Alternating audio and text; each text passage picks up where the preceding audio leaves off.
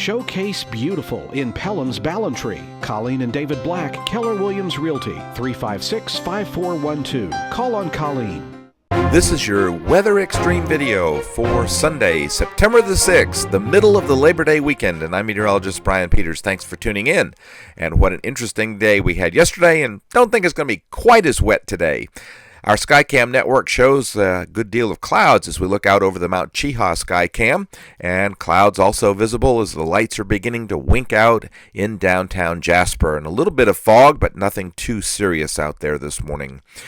On our surface map, you can see that we don't have any really identifiable features, but we are getting a nice flow of moisture coming from the western Gulf in the upper atmosphere, plus a bit of moisture both from the south, from the Gulf, and a little bit with the easterly flow from the Atlantic. And that is going to allow us to be rather showery again today, although not quite as many as we saw yesterday. On the upper air chart, the 500 millibar pattern around 18,000 feet or so, you can see that we have a general troughiness over the southeastern United States, and that's keeping the weather a bit unsettled. Temperatures rather mild across the southern tier of the United States with generally 60s and 70s. And I noticed yesterday that Birmingham didn't even get out of the 70s. Isn't that amazing for early September? This morning, temperatures across central Alabama have very little range. You notice Tuscaloosa, Anniston, and Alexander City all 70, Birmingham 71. So not much range in temperature this morning, but rather mild out there. Radar not showing quite as many showers as it was yesterday morning, but we can see that there are several as that moisture plume continues to bring moisture from the western Gulf in the upper atmosphere. And QPF-wise, still looking at the possibility where spots will get on the order of 1 inch. I think it's probably a little overdone there around that 1.5 at Meridian. That probably is a little too much, and I think the majority of the showers will occur over the next couple of days, and then we get into more of a daily afternoon shower regime. Storm Prediction Center not outlooking any specific area for organized severe thunderstorms for today, and the tropics have died down just a bit as we see the only area being watched right now is actually headed north-northwest, and the upper air winds are just not favorable for any kind of development. Here's the 068 GFS model run, and there's that troughiness that we're dealing with and have been dealing with for a couple of days, and hard to time each of the little disturbances that move through the flow, but you can see that we're being projected to have another day with showers likely.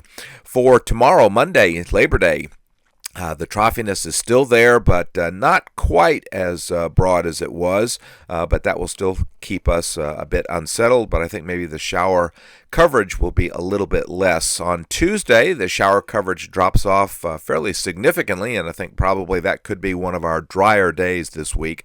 The troughiness is still there in the upper atmosphere at midweek, and that will help to allow us to once again see I think a good number of showers, but not necessarily an all-day rain. It'll be a passing shower scenario.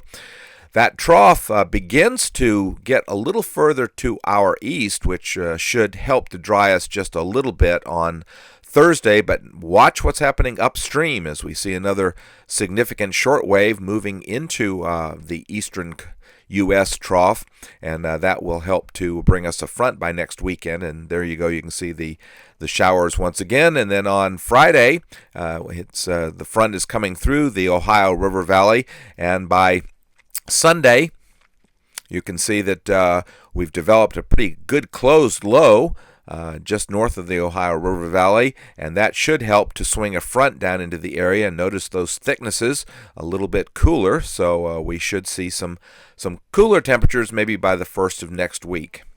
Now, out in Voodoo country, looks like, as we saw yesterday, the GFS is beginning to show the development of a ridge, not quite in the same position, but the ridge nosing in across the southeastern U.S., and that could dry us out a little bit.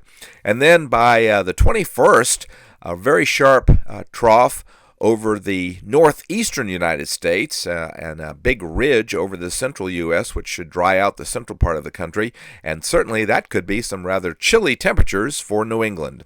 Well, we appreciate you tuning in to the Weather Xtreme video. I expect James to be back with the next version on Labor Day.